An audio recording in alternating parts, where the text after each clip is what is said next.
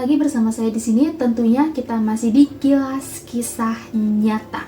Kilas Kisah Nyata kali ini saya tidak ambil lagi dari India. Kita berpindah tempat dulu. Biasanya kan saya ambil itu dari India atau dari Thailand, dari Jepang pernah ya, dari Jepang, dari Korea pernah. Nah, sekarang yang akan dibahas itu dari Vietnam. Iya, dari Vietnam. Saya ambil dari salah satu akun berita online yang ada di web. Mungkin kalian nanti bisa cari sendiri dan saya juga akan tampilkan beberapa. Ini kisahnya ini mengenai tentang racun sianida.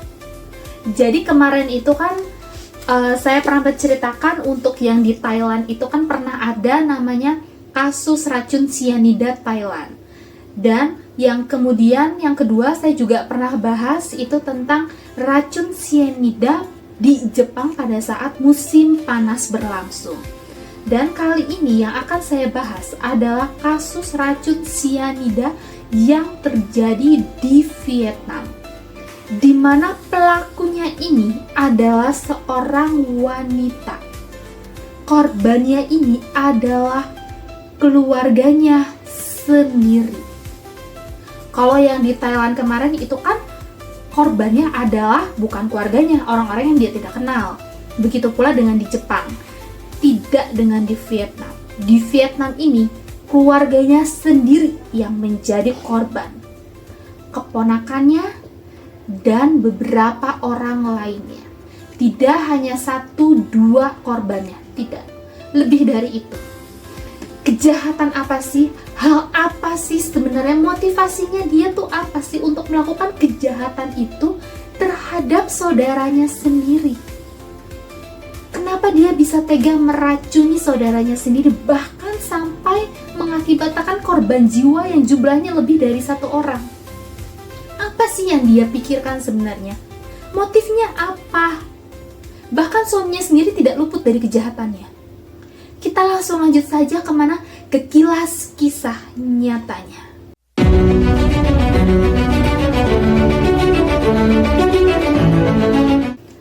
Pelakunya ini adalah seorang perempuan yang bernama Bitch.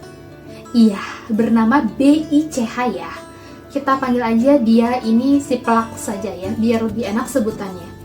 Si pelaku ini dia sudah berkeluarga, dia memiliki seorang suami. Selain itu juga dia ini membuka usaha, yaitu dia berjualan beras di pasar.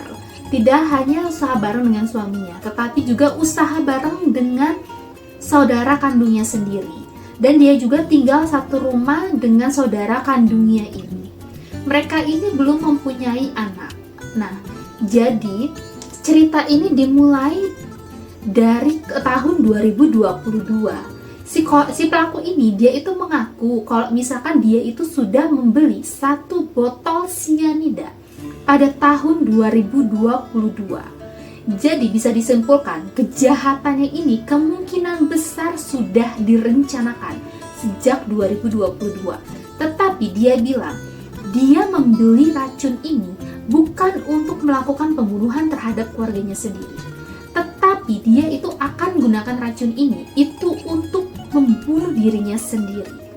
Dan dia itu simpan si botolnya ini sangat begitu rapi dan sangat begitu rapat di salah satu lemari laci di sudut yang paling dalam, agar suaminya pun tidak mengetahui kalau dia membeli bubuk yang mematikan itu.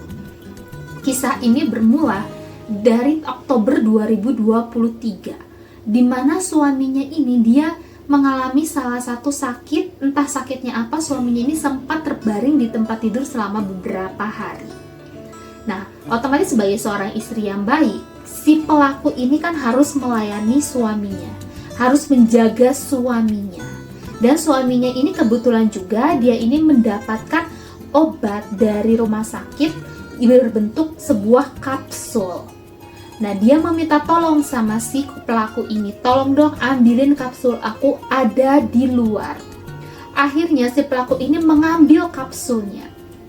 Tidak hanya mengambil kapsul saja, dia mengambil botol racun yang sudah dia siapkan dari tahun 2022. Dia keluarkan si isi-isi dari obatnya itu, si isi kapsulnya itu dia keluarin satu persatu. Kemudian dia mengganti isinya itu dengan bubuk sianida yang sudah dia siapkan sebelumnya. Kemudian dia dengan tenang dan dengan perlahan dia mendekati suaminya yang sedang terbaring tidur. Dia bilang, ini silakan diminum obatnya. Otomatis suaminya tanpa curiga dan langsung meminum satu obatnya tersebut. Tidak lama dari itu suaminya ini kemudian meninggal. Kalian tahu apa yang si pelaku ini informasikan kepada tetangga, kepada saudaranya atau orang sekitar? Pelaku ini dibilang kalau suaminya itu meninggal akibat sakit stroke.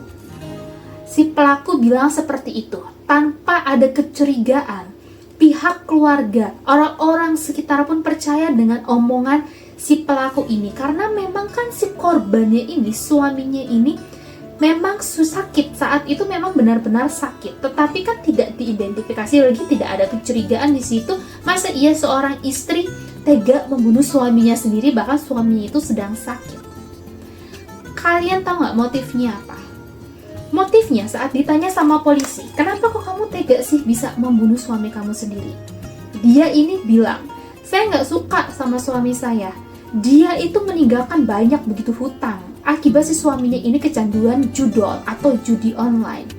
Aku nggak mau kehidupan aku jadi berantakan. Lebih baik aku bunuh aja dia. Si pelaku ini dia bilang seperti itu kepada polisi saat dilakukan interogasi. Oke, kita lanjutkan lagi ke yang berikutnya.